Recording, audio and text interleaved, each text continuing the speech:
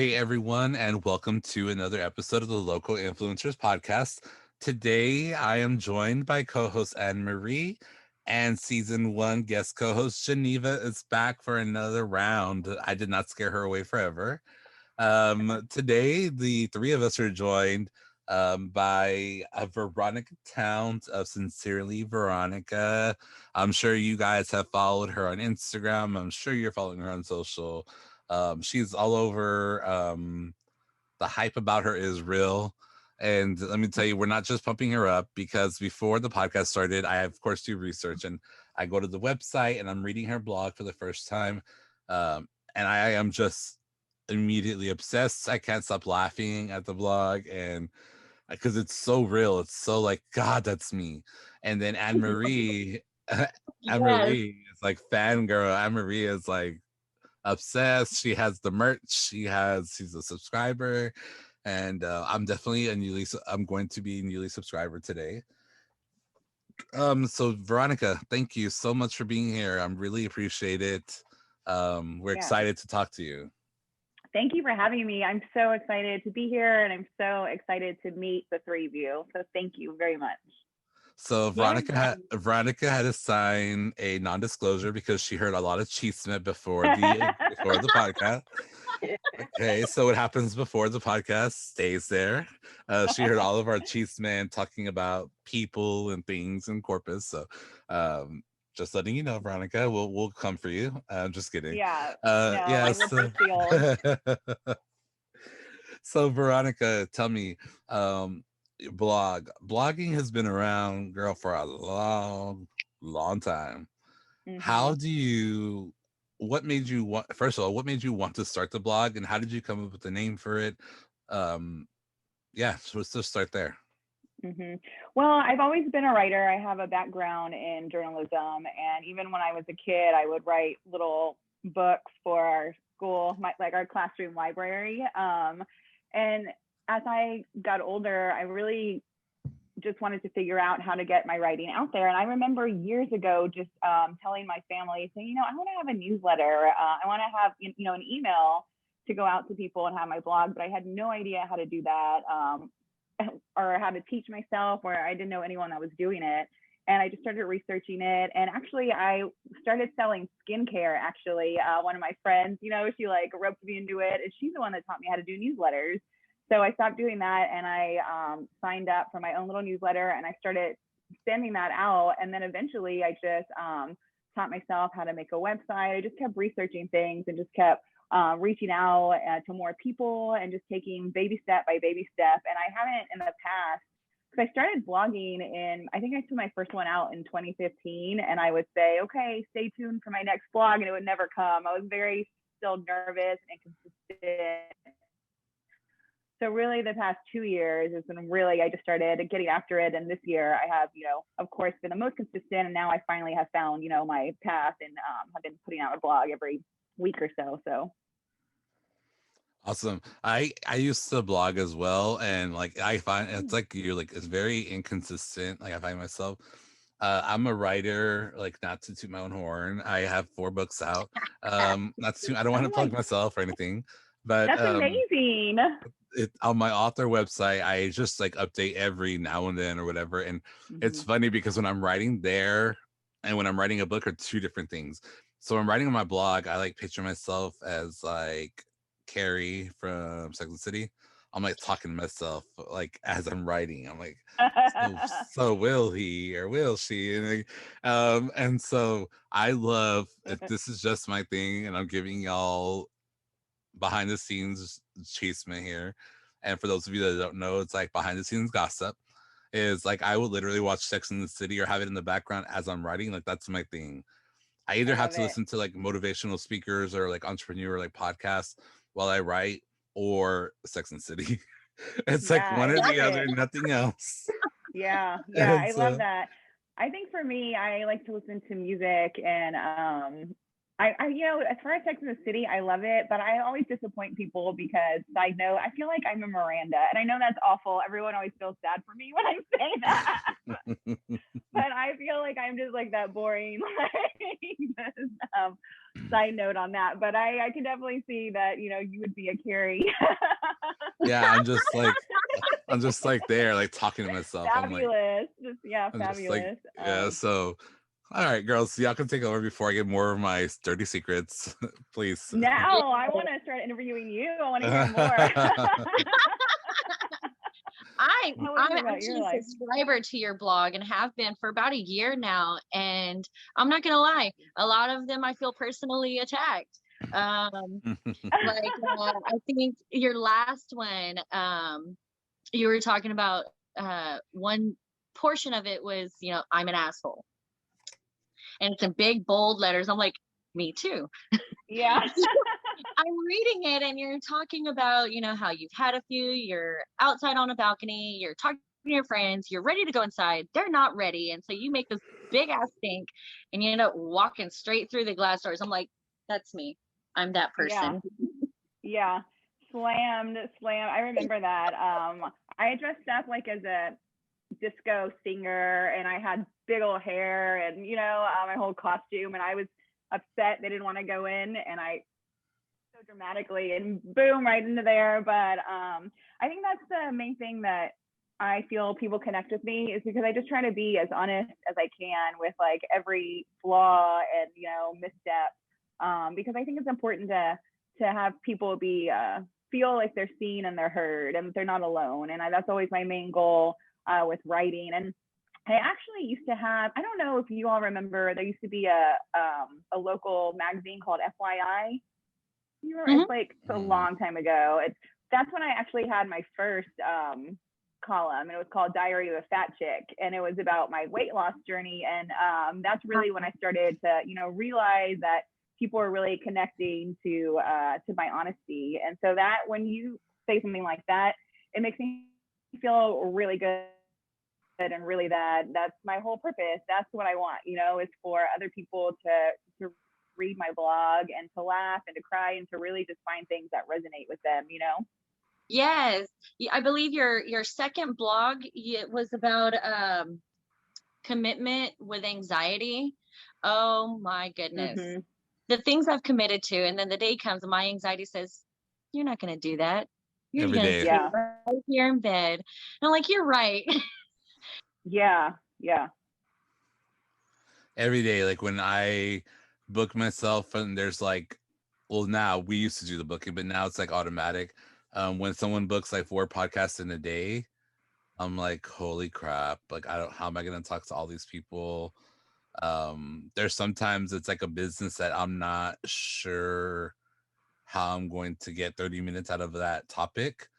Like recently I had a business that I was like, oh my God, like how do I talk to them for 30 minutes about X, Y, and Z? Like, how do I make that happen? And it actually ended up being one of my longest podcasts. And I was just, but my anxiety is the biggest thing. Is like, I'm like, yeah, for sure. Like, yeah, let's go out, let's party, or let's go do this. And then the event's happening. I'm like, are y'all sure y'all really want to do that? Like, yeah, exactly, all the time. And I feel like once I get places, because I have so much anxiety, but then I also do a lot, in the community, and even like doing this, like I said, I had to be pushed back. And so I was like, please cancel, because I just felt so nervous, but it is something that I want to do. And so I just always feel like if I just admit, just tell you all how I'm feeling, it always, makes me feel better, and I can proceed, because then other people like you all, I had no idea that you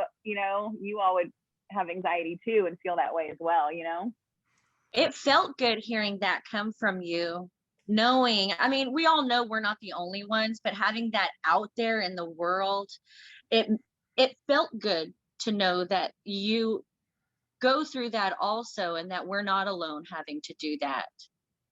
Right. I agree. And not just with anxiety, but I feel like that's, for my whole brand and my whole writing is to bring, I just feel there's so many emotions that we as humans go through, that maybe when they're on the inside, there might be a little bit of shame attached to it. And then once you get the words out into the world and, you know, you speak them and to other people, and other people tell you, oh, you know, I've been feeling that too, whether it's about anything, your weight, your, you know, failures in your career, your family, your marriage, you know, everybody is going through so much on such a regular basis that I feel sometimes we're afraid to say it, or we have this image that we need to be stronger, or, you know, maybe we're the only ones, no matter what it is, we're the only ones. And once you start talking about that, you get the conversation going, then that's how other people start to heal and open up and really connect, you know?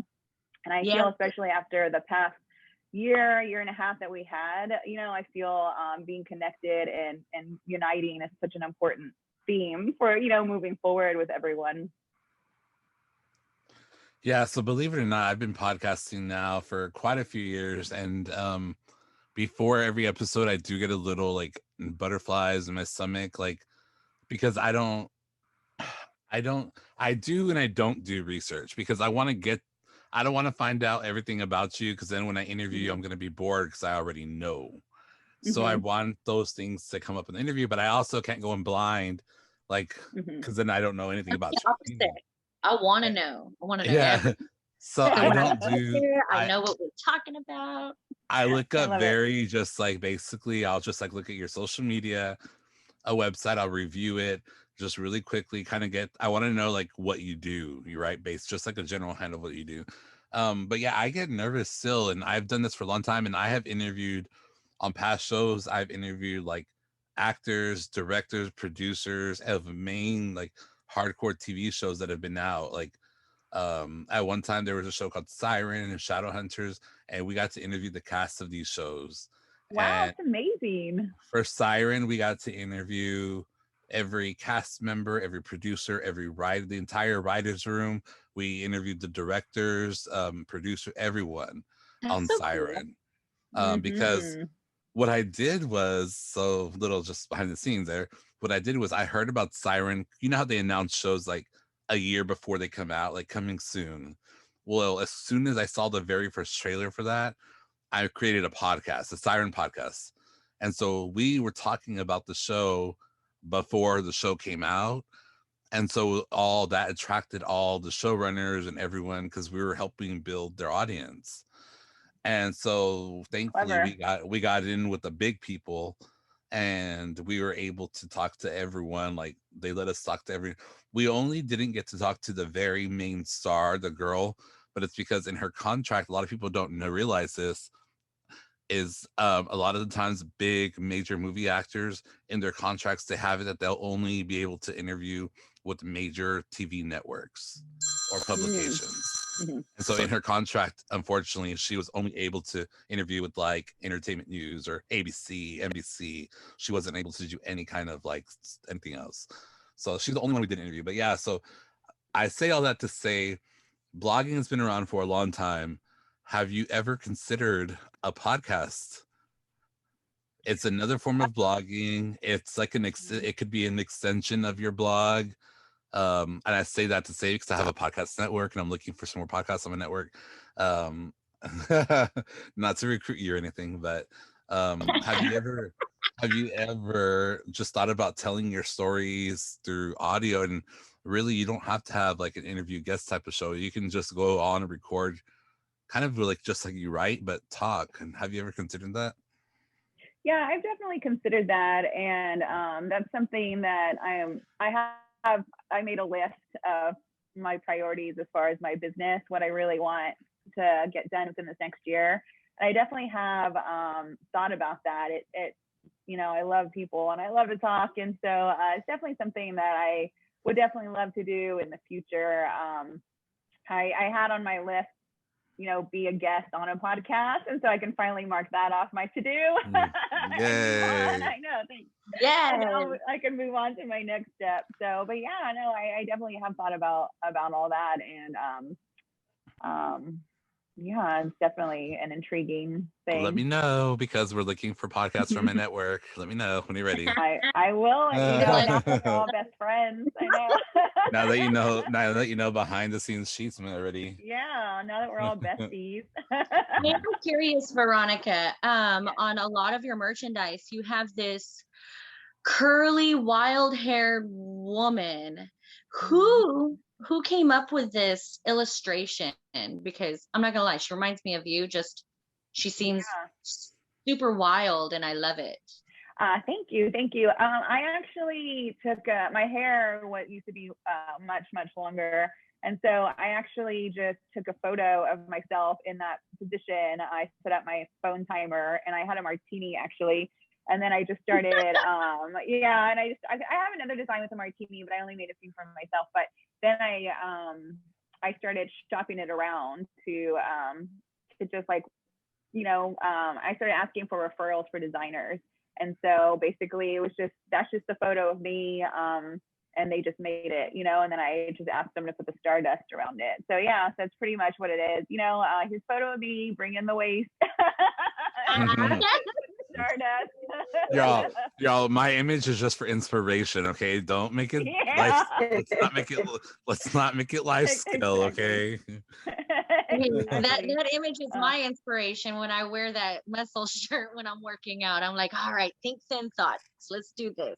Yeah, I love that shirt. And so what I did with that shirt is I told the designer, take the girl from the original logo and stand her up, and and put these words. And so that's what that's about. And then of course, then I had another one with coffee, somewhere between coffee and chaos. I'm obsessed with that one. Thank you. That's literally what I'm drinking right now, and I need you to get those back in stock. Let a homeboy know when I'm ready. I know. Yeah, well, and the thing about the merchandise is, so I did my first market at the end of 2018, because I'm now a board member of the Women's Entrepreneur Society, but I had just barely joined at that time. So I did my first market at Bus, and I didn't really have that much merchandise. And then all through 2019, I really started gaining momentum, and I was doing the different markets all around town. And because everything is trial and error, especially in the beginning. And so that's why I have so many different colors of like that tank, because it's like, if you want purple, pink. So everything that I had was just, I didn't know what styles, everything's just kind of like thrown out there. It's not honed in on any specific. So it was just trying to see what people liked. And I'm pretty much out of everything. And then 2020 hit. I did a few markets in the beginning. I think the Local for Local was the last market I did in March of 2020.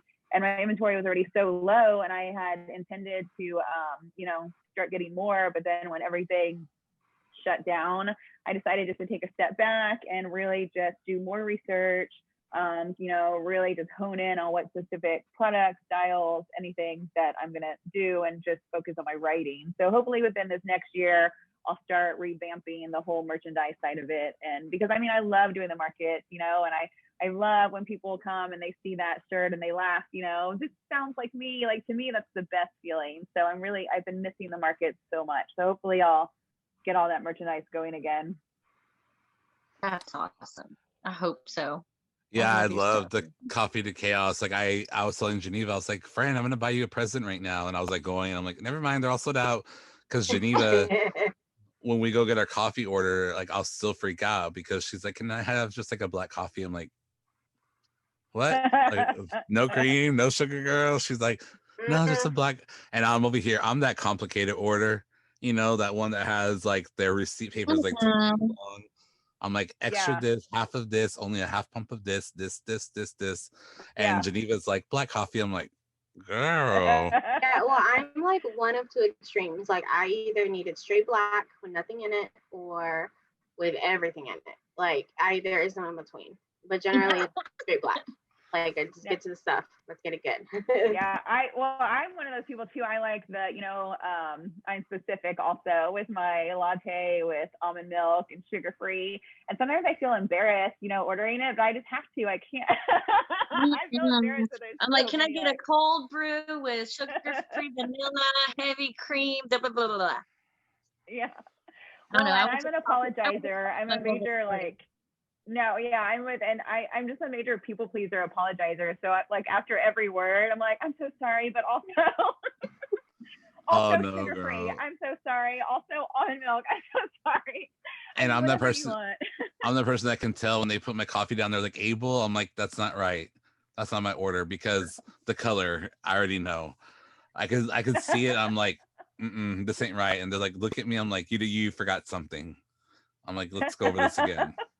I'm like, let's go I over love this it. again because that's not, no, bad coffee starts off a bad day and it's not happening.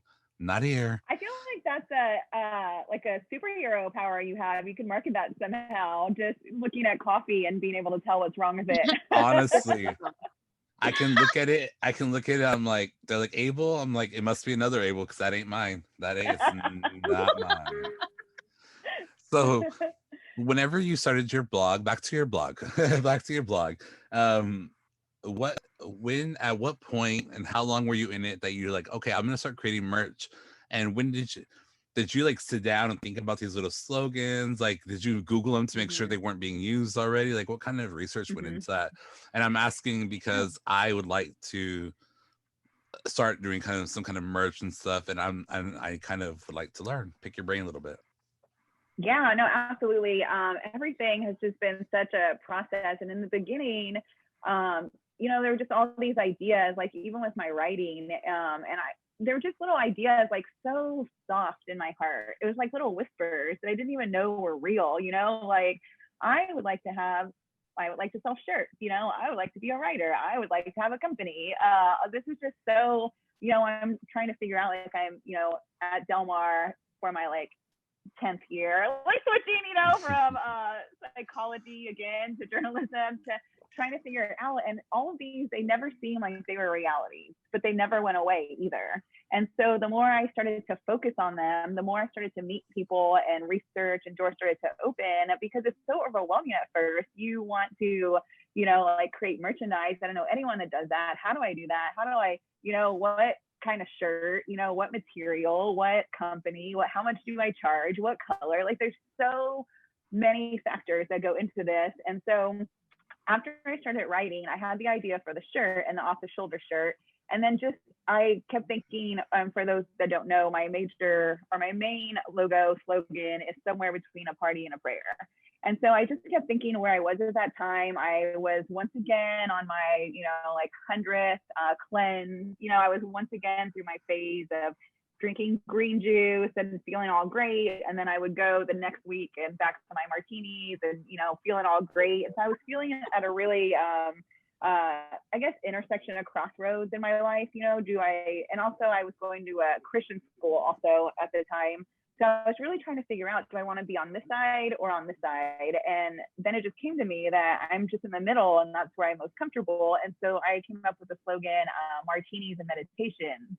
And I was super excited. And so I started Googling it, and it was already trademarked. And so I cried for days, and, I was so upset.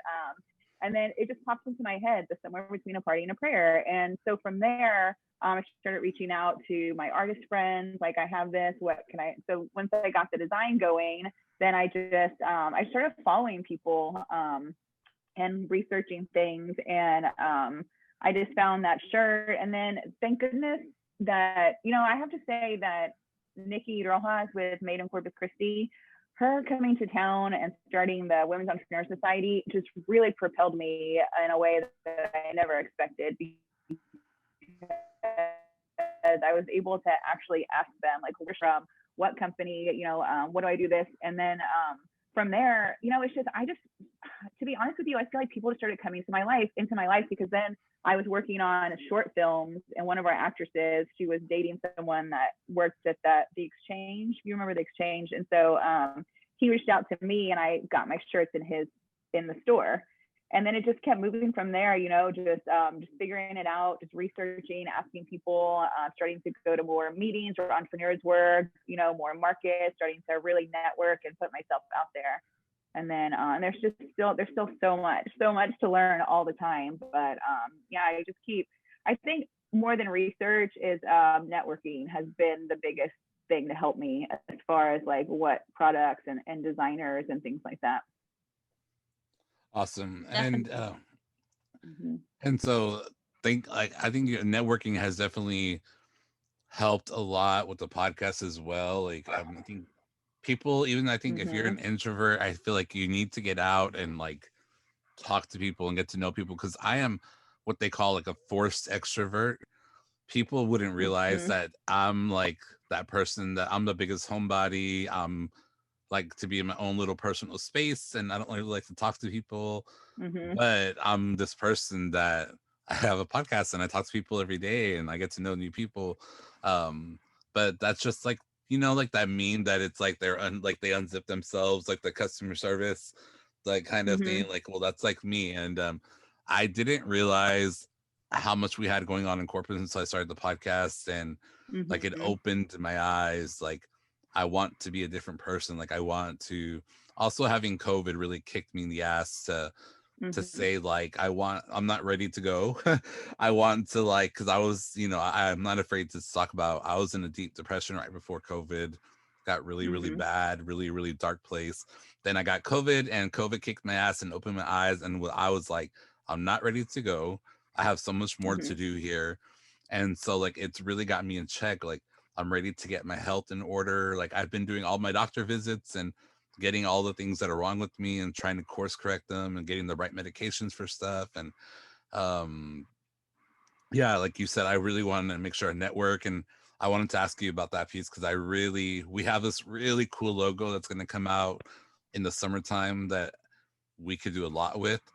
And Mm-hmm. it's going to be our permanent logo. Right now we've been kind of playing around with one, and I want to do merch. Like we're going to do masks with our logo on it. And I want everybody to feel like they could be a local influencer wherever they're at, right? Like you can Mm-hmm. influence good anywhere you're at. And that's kind of the whole Mm-hmm. reason for this podcast is they're like, well, who do you want to interview?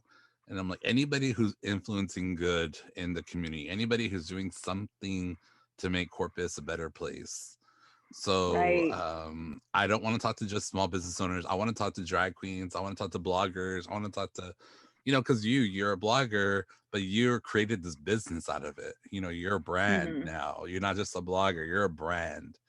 And Mm-hmm. so what would you tell people who they're like, they might have this, there's this blogging site, Wattpad, I think. I don't even know if it's still open. That was back in my Mm-hmm. day.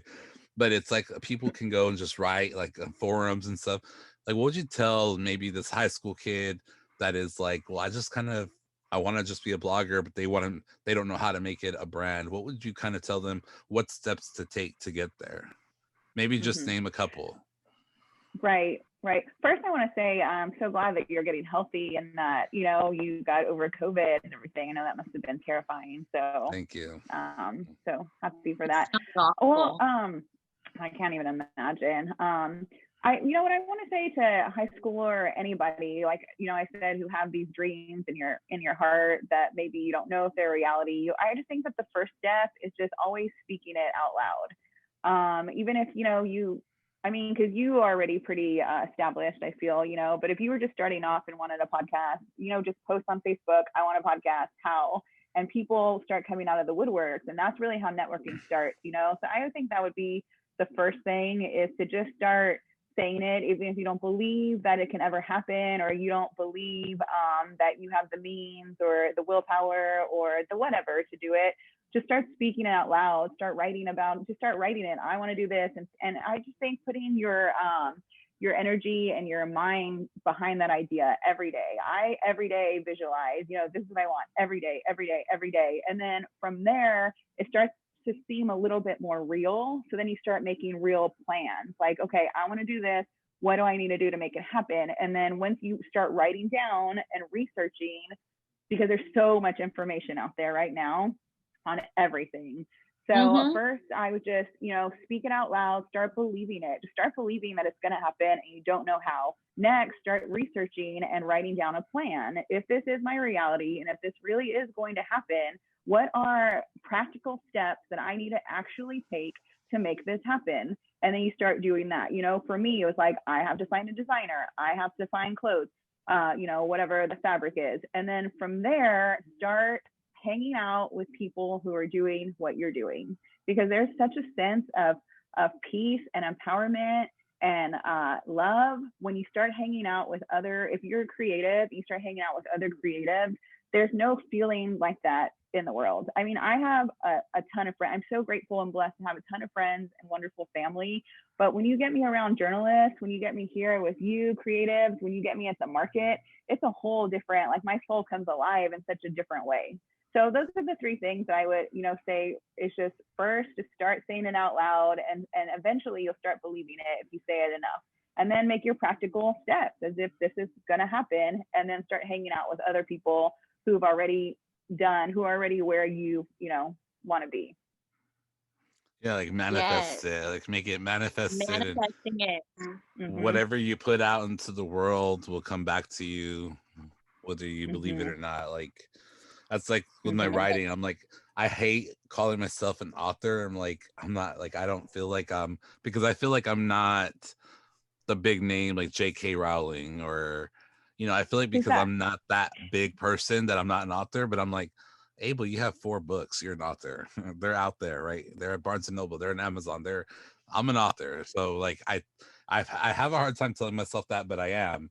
And so yeah, I'm glad that you said that, like manifest it, say it, because then when you start to believe yourself, everyone else around you will start to believe in your dream too. So that was great. Exactly. And then that's doors a will really start big to deal open. too. Do what? Yeah. And then that's a really big deal too. That is starting off with the manifestation, that is your biggest step right there. But when you talked about surrounding yourself with like-minded people, that is the game changer. That right there. When you start hanging out with like-minded people, it starts pushing you. They help you in certain things. They can guide you. Those are the communities you'd want to be in, depending on whatever you're getting into. And the community here in Corpus Christi is just incredible. Once you find that door, it opens you up to so much here that you'd have no idea that there's that inside of us, such a little gem of Corpus Christi. Yeah, I love that analogy. Absolutely. Yeah, that's awesome.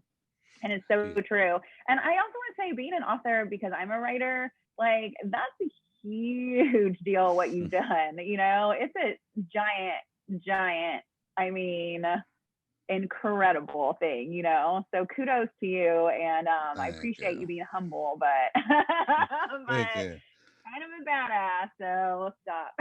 Yeah, thank you. But it is it's always the best feeling when I just got an author copy of my book, and it's always the best feeling when I hold it and I'm like, I created everything that's in this book, like this world. I created a world. Like well, at this point I've created multiple worlds, because I have like 2 series and I'm writing a third.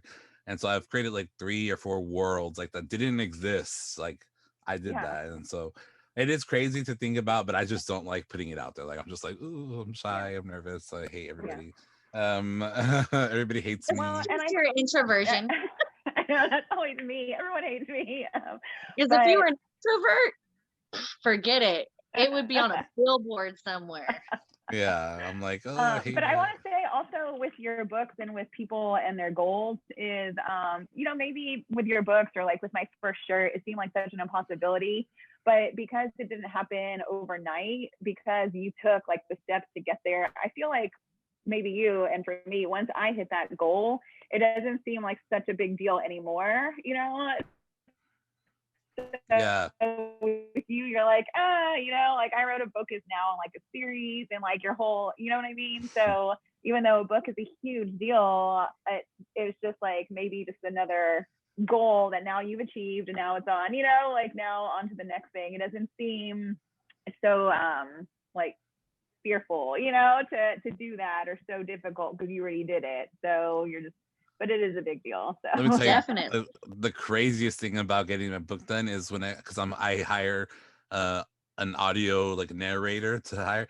That is the craziest thing, is whenever I hear someone portraying my book and I listen to the audio version, I'm like, and they're good actors, and I'm like, oh my god, like I'm listening to my story and the characters are like, they bring the characters to life, and I'm like, They're coming to life. I get chills. And like whenever there's a joke, I'm like, haha, like I'm laughing. Like I remember like certain stories, as I'm kind of weird. I don't know if this happens to you as a writer, but I'm weird because like when I'm writing, it's just coming from like this place that in my brain, I don't know where it's at, but I'm like writing and like there'll be a joke and I'm like laughing.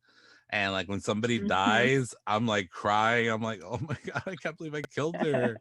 I can't believe I killed I can't them. believe I killed her. Like I did this. I'm so sorry. And like I just after I kill someone, I have to always like turn off my computer and like step away, like because I Oh my feel like gosh, you That's know it's just intense. yeah you're a monster. You're a yeah monster. You're having to have a moment to put yourself and collect yourself. I Yeah. just killed someone. yeah. So I have to tell you, one of my favorite things about your blog, like I said, I've seen it before, but I really dug in today, was how like not random, but like your topics, they're like boom, boom, boom. They're in bold, and this is what I'm going to talk about here, here, here, and they're so funny. Just like the topics. I guess you could say they're random, but it's just like pee, and then you talk about this, and you're like Halloween. Like what makes you come up with like? How do you come up with that? Is it just like you're just Yeah. like here? It is what it is, or Yeah, I mean, I actually have a list of like 40 titles already, and I just like pick one, whatever feels right, whatever mood that I'm in. I, unlike you, don't have a great imagination to create, amazing fiction work. So I only am able to write about my own life and things that have happened. And usually it's the further away from something that I get in life, the easier it is for me to write. If I have a really difficult time in my life, it'll probably be a little while before I write about it. But these are all experiences that I have, and I usually, when I do write, I just pretend that I'm writing to one of my best friends or that I'm talking to her. People usually say that I write the way I talk. So that's just, I pretend that I'm talking to her on the phone and I'm just writing it down. But it's really just anything that pops into my head. I feel like I have no control over what's gonna come out, like what story is gonna, because I mean, I'm sure it feels right. Like I'll start writing something and I'm like, this is crap, this is going nowhere, so I'll just have to put it away and just pick up another topic and just, this is crap, and just keep going and going until it starts to flow. And once it starts flowing, I'm sure, as you know, it just comes out, you're like I hate it. magically, and then You're like I hate it. Like whenever it yeah. starts to flow, you're like, oh yeah, this is it. Nobody come near me. Like I got this. Like Yeah, you got I'm like laughing it up. I'm like, I'm a master writer. I'm the I'm a genius. best. This is gonna be a New York Times bestseller. You're like feeling Yeah, yourself. exactly. You're like Yeah, feeling yourself. and then it fades. Yeah, until the next moment. I'm like, I suck. I'm the worst. I can never write anything. It's really just ebb and flow. Anne Marie, Jen, do you have any other follow-up questions before we start to wrap? So for another picking your brain, for people who want to blog, like how did you land on like once a week? Like if someone was wanting to start a blog, like how would you recommend them trying Like to a figure out like schedule. what's a good schedule? Okay, yeah. Okay, if you wanted to start a blog today, just like a few side steps. I would get a free website on maybe WordPress or Squarespace. That would be number one step. And then I would pay for my domain name, which is like $12 a year. And you can research all this. So that way you can have, mine is veronicatowns.com. It just seems more professional. And then you could also get a MailChimp is a newsletter site, and it's free also. So you can like email that out. But that's the steps on that. But as far as how often, I've taken, many classes online and researched. And I before was trying to just blog once a month because it seemed too difficult, but people forget about you. And so I have read in other bloggers or writers that I follow that they would say at least no less than 2 times a month. But 1 time a week, I think, is enough that you're not annoying, but that you're still on people's minds. Because keep in mind, people have a ton of emails coming in and a ton of other things on their minds, and they're not always going to read yours. So once a week, I think, for me, is the best. I know there's some people that I get emails from them more than that. And for me, it's too much. So I've settled on once a week so people don't forget about me, but I'm not too in their face. I think that's just a right amount. But I think everyone is different. But I definitely would not ever do less than 2 a month. I think even that is kind of too, like, people just forget about you, you know? Thank you. Mm-hmm. I also think it would depend on exactly what your brand or product is. Mm-hmm. If it's an actual product that you're pushing, you know, you can get overwhelmed by it to where the audience will eventually unsubscribe altogether. Mm-hmm. But your blogs are so unique. I enjoy my weekly taste of Sincerely Veronica Towns, definitely. Thank you. I appreciate that, because I am, always in my head and my anxiety. And so every time I put out a blog, I always tell my husband and my best friend, I always say, oh, I just put out a blog. Now I'm just going to sit back and wait for the unsubscribes. It's always like, so people also, if you're going to blog, you have to really just get a thick skin, and people are not going to like you. That's just the bottom line. You're not going to be everyone's cup of tea. You're just going to have to get over it, because I, get unsubscribes and I get sad and I just move on. This is just for like the nerdy part of me, like behind the scenes type of stuff. What email provider, like, service do you use? Do you use like an automated service? Well, I use my website. I use Squarespace, and then I use MailChimp to send out my newsletters. And I could use only Squarespace integrated, but it doesn't have the features that MailChimp has for me. So that's what I use to send out. But then I have to do double the work, because I have to put my blog in a MailChimp, and then I have to copy and paste it and put it on my website. But that's what I was going to ask. But that's what I use, MailChimp. Yeah, well, it's still really user friendly compared to some of the other automated emails and things like that. MailChimp is fortunately user friendly compared to some of the other budget friendly compared to. I used to use Aweber. I really liked them. They were a little bit more pricey. I really liked them. But MailChimp just seems to be like, I always fall back to them. That's kind of like the nerdy part of this cost is low. Yeah, I mean, because my main thing when I'm getting started, and I guess what anyone, blogger, is, it's great to have bells and whistles and everything, but just get started, So I'm just always like, keep the cost low for now, and this is definitely working for me. So I've been very, very happy with MailChimp so far.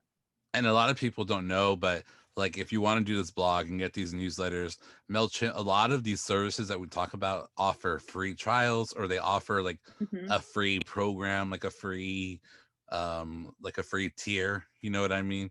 It doesn't do everything like on our newsletters. I like to like tag people, like, like separate them. Like, this is my first batch of interviews. They've all been tagged, and it's just all this nerdy behind the scenes stuff, but just so people know, like, the more you pay, the more features you get to use. And I'm still learning that with like the social media part. Do you use any automated services for your social media?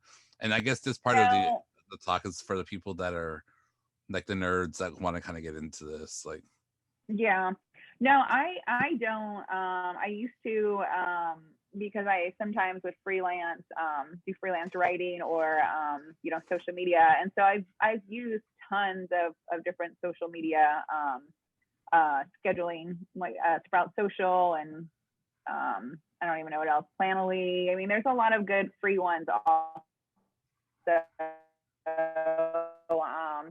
But for me, I feel like social is the thing that I need to improve the most. So it's not really something that interests me, and so I don't really use any. I'm not really any scheduling or anything like that right now. But I feel like I have used pretty much Buffer, so many different ones. That's like old school. I feel like Buffer. I feel like it's the one that everyone started with. Buffer. Yeah. I haven't used Buffer for 2 years, I think, was the last time I used it. Yeah, I haven't used it in a while. Also, I used to use, like, for quick notes and stuff, like Evernote. Like, those I feel like were like the old school, like very kind of first of their kind. I used Buffer before I went to Stingers.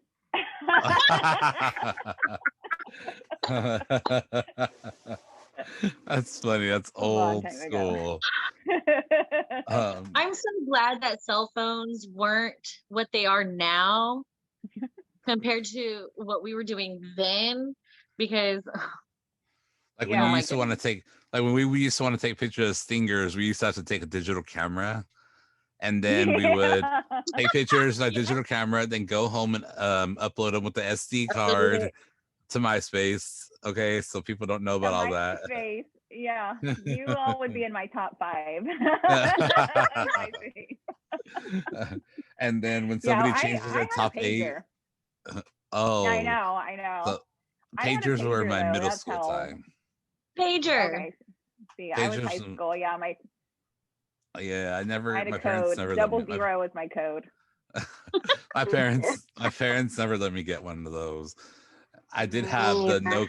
I did have the little Nokia brick phone that you could play Snake on. I had that. I don't And remember that. funny thing is, I've had the same exact phone number since then. Wow. Wow. My phone number has not changed one time since my the God. Nokia brick phone. Wow. So, That's impressive. yeah. Brick phone. So, Man, I used to lose so those almost AT&T, so AT&T, if you want to sponsor, let me know. Yeah, exactly. Well, if pagers want me to sponsor. plug. Yeah. All right, cool. So, Veronica, now is the time that we come to an end of the podcast where you get to plug anything and everything you'd like. So, this is the time for you to plug where people can find you, where you don't want them to find you, whatever. Now's the time. Yeah. Yeah, that's funny that you say that. I think in my bio on my website, I say you can call me Vern, but just don't really call me. Don't call me on the phone. Yeah. Yeah, I would love for people to check out my website, veronicatowns.com, and you can find my shop there and see what's coming next. And then also my blog is on that site as well. On Facebook or Instagram, I am sincerely Veronica Towns. So I would just love that. Really, I would love it if you checked out my blog and gave it a good read.